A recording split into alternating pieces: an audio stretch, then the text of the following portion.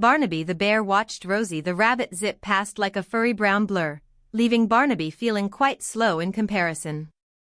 Rosie the Rabbit is such a quick animal, thought Barnaby the Bear with admiration.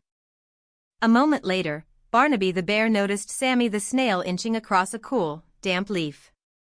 Sammy the Snail moved so very slowly, leaving a silvery trail behind. How strange, mumbled Barnaby the Bear. Sammy the Snail is also an animal, but so different from Rosie the Rabbit.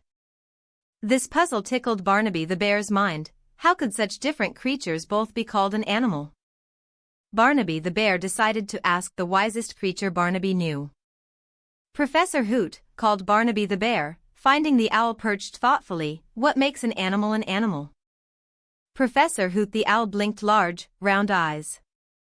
A wonderful question, little bear.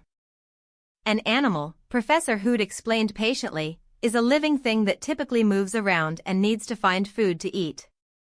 But Rosie the Rabbit moves fast, and Sammy the Snail moves slow, pointed out Barnaby the Bear.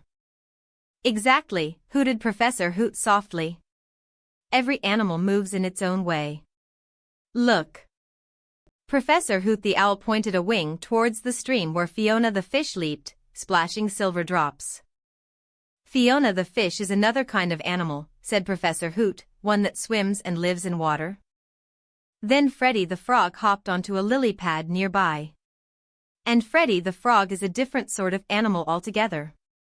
Barnaby the Bear looked around the forest with new understanding.